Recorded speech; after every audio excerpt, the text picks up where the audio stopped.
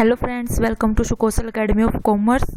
Friends, हमने एक statistics के लेक्चर्स की सीरीज स्टार्ट की है। आज हम उसका फर्स्ट लेक्चर करेंगे, इंट्रोडक्शन टू स्टैटिस्टिक्स, जिसमें हम स्टैटिस्टिक्स के बारे में जो बेसिक चीज़ें हैं, जैसे कि उसकी डेफिनेशन प्लूरल और सिंगुलर सेंस में, डिस्क्रिप्टिव और इन्फ्रेंशियल स्टैटिस्टिक्स क्या होती है और उसके यूजेस और उसकी लिमिटेशंस, ये चीज़ें डिस्कस करेंगे। तो सबसे पहले स्टैटिस्टिक्स की डेफिनेशन। स्टैटिस्टिक्स की डेफिनेशन दो तरह से होती है, एक तो प्लूरल सेंस में, एक सिंगुलर सेंस में।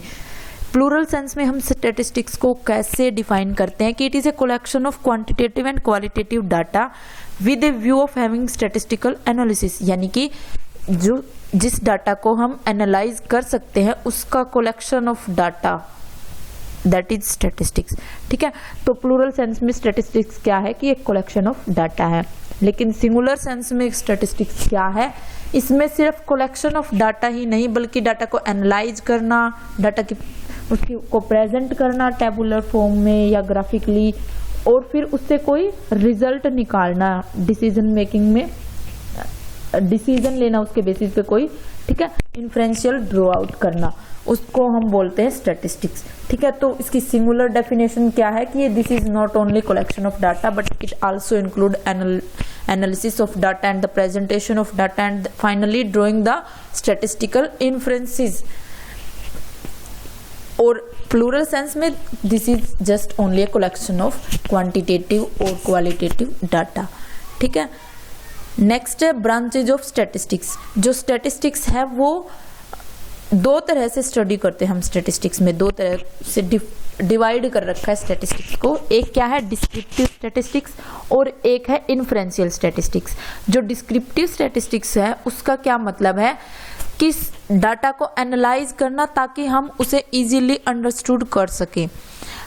और इन्फ्रेंशियल स्टैटिस्टिक्स क्या है कि इसमें पॉपुलेशन और सैंपल के बेसिस पे पॉपुलेशन की कैरेक्टरिस्टिक्स को एस्टिमेट किया जाता है। अब ये पॉपुलेशन और सैंपल क्या होते हैं? पॉपुलेशन का मतलब है कि हमने जो टोटल नंबर ऑफ कुछ भी ले सकते हैं हम, जैसे फॉर एग्जांपल हम एक क्लासरूम में के बच्चों के आईक्यू लेवल टेस्ट करना हमें, तो उस क्लास में जितने भी स्टूडेंट्स हैं वो टोटल नंबर ऑफ स्टूडेंट्स हमारी क्या होगी? पॉपुलेशन। और उनमें से अब हम सबको एक एक, जैसे 50 स्टूडेंट्स है, अब एक एक को खड़ा करके तो नहीं पूछेंगे, कुछ हम जो हमारा जैसे इंटरव्यू लेंगे किसी का, तो अब हम उन 50 का इंटरव्यू ना लेके हम सिर्फ मान लो उनमें से हमने 5 बच्चे सिलेक्ट कर लिए, बीच बीच में से ऐसे सैंपल ले लिया, तो उन 5 बच्चों के बेसिस पे हम ये पता लगाएंगे, एस्टिमेट ही करेंगे कि इन सभी बच्चों का आईक्यू लेवल क्या होगा, इस क्लास के बच्चों का आईक्यू लेवल क्या होगा। तो जो हमने वो 5 बच्चे सिलेक्ट किए वो क्या है? हमारे सैंपल। और उनके बेसिस पे फिर हम पूरे क्लास के बच्चों की आईक्यू लेवल को एस्टिमेट करेंगे, तो वो पूरी क्लास के बच्चे क्या हो गए? हमारी पॉपुलेशन। तो ठीक है, तो यानी कि जिसमें हम सैंपल के बेसिस पे पॉपुलेशन के कैरेक्टरिस्टिक्स को एस्टिमेट करते हैं, वो क्या होती है? हमारे इन्फ्रेंशियल स्टैटिस्टिक्स। और डिस्क्रिप्टिव स्टैटिस्टिक्स क्या होते हैं? एनालिसिस ऑफ डाटा, ताकि इजीली अंडरस्टूड कर सके हम उस डाटा को, जैसे कि एवरेज है जो हमारी mean, mode, median, correlation, regression, ये सारे क्या होते हैं? Descriptive statistics. और इन्फ्रेंशियल स्टैटिस्टिक्स क्या होती है?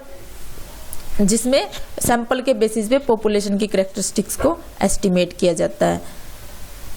अब नेक्स्ट है यूजेस और इम्पोर्टेंस ऑफ स्टैटिस्टिक्स। अब स्टैटिस्टिक्स के क्या यूज हैं कि एडमिनिस्ट्रेटर्स यूज करते हैं। एडमिनिस्ट्रेटर्स कौन? जैसे कि गवर्नमेंट है वो यूज करती है, किस लिए? जैसे कि फाइनेंस डिपार्टमेंट है गवर्नमेंट में, वो फाइनेंस डिपार्टमेंट की बजट बनाने के लिए स्टैटिस्टिक्स का यूज करते हैं, या और कोई भी फाइनेंशियल पॉलिसीज हैं या अदर पॉलिसीज है गवर्नमेंट बनाती है, तो किस बेसिस पे बनाती है? सारा स्टैटिस्टिक्स के बेसिस पे एस्टिमेट किया जाता है डाटा का, उसको कंपेयर किया जाता है, उन सब के बेसिस पे ही कोई डिसीजन लिया जाता है। नेक्स्ट है बिजनेसेस, इंडस्ट्रीज और एग्रीकल्चर, ये भी अपने प्रॉफिट को कैलकुलेट करने के लिए, फिर प्रॉफिट को पिछले क्वार्टर्स के या पिछले ईयर्स के प्रॉफिट के साथ कंपेयर करने के लिए, एक दूसरे से अपने कंपटीटर से कंपेयर करने के लिए भी स्टैटिस्टिक्स का यूज करते हैं। दूसरा है इकोनॉमिक्स में जैसे कि कंजप्शन पैटर्न को समझने के लिए, प्रोडक्शन में अर्निंग एस्टिमेट करने के लिए या मैक्सिमम प्रॉफिट एस्टिमेट करने के लिए प्रोड्यूसर्स का, उन सबको एनालाइज करने के लिए इकोनॉमिक्स में स्टैटिस्टिक्स का यूज होता है।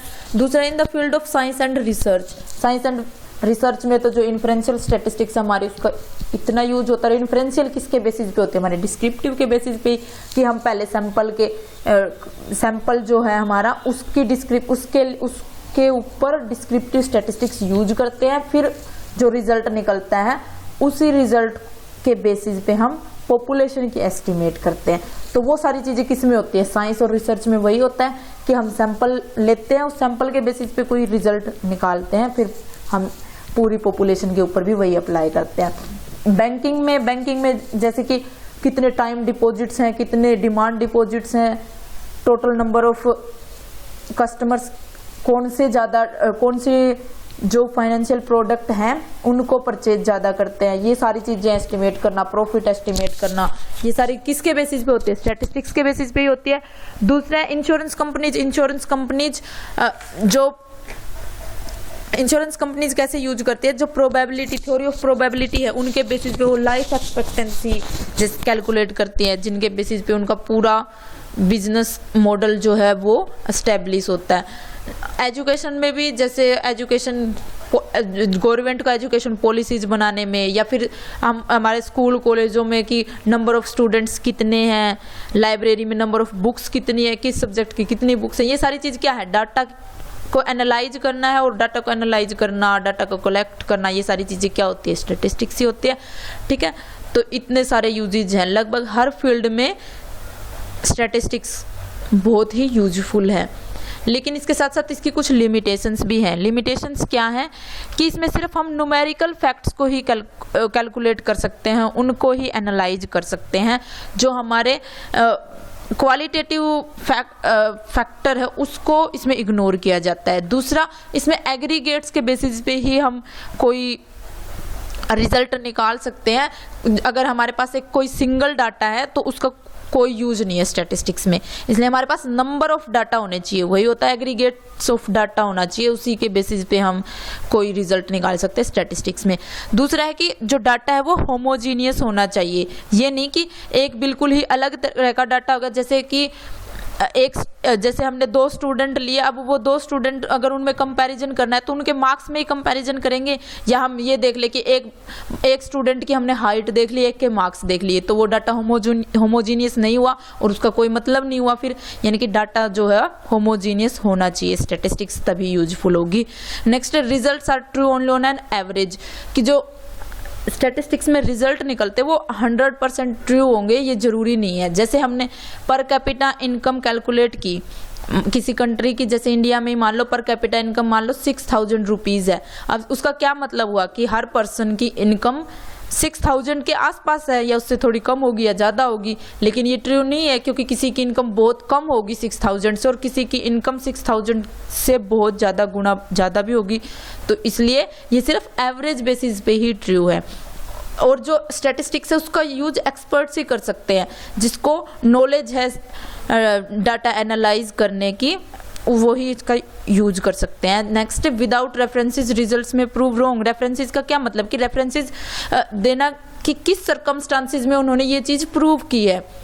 अब वो सर्कमस्टांसिस जो हो सकता है, अब हम ये मान लें कि वो सेम चीज़ होगी, लेकिन उस टाइम सर्कमस्टांसिस अलग हुए होंगे जब वो चीज़ प्रूव हुई, लेकिन अब जो है सर्कमस्टांसिस अलग हैं। तो रेफरेंस देना उन चीज़ों की कि हमने ये चीज़ कैसे, हम कोई बात बोल रहे हैं तो उसका बेस क्या है, किस बेस पे हम वो बात बोल रहे हैं। अगर वो बात सही है तो वो किन सर्कमस्टांसिस में वो बात सही है, उन चीज़ों का रेफरेंस दिए बिना जो हमारी स्टैटिस्टिक्स के रिजल्ट्स है वो गलत भी प्रूव हो सकते हैं। तो अगर हम स्टैटिस्टिक्स का यूज करते हैं तो हमें इनकी ये लिमिटेशंस भी ध्यान रखनी पड़ती है कि क्या वो डाटा न्यूमेरिकल है तभी उसको एनालाइज कर सकते हैं, एग्रीगेट होना भी जरूरी है और उसमें होमोजीनियस है वो डाटा, ये होना भी ज़रूरी है। दूसरा कि वो रिज़ल्ट है वो गलत भी हो सकता है, एवरेज बेसिस पे ही ट्रू है। ये सारी चीज़ें हमें ध्यान में रखते हुए ही हम स्टैटिस्टिक्स का यूज करेंगे, ठीक है। आई होप आपको ये लेक्चर समझ आया होगा। अगर आपको वीडियो यूज़फुल लगे तो लाइक करना और शेयर करना और हमारे चैनल को सब्सक्राइब करना। और अगर हाँ आपको किसी अदर टॉपिक पे कोई वीडियो चाहिए हो तो कमेंट करके ज़रूर बताना। Thanks for watching.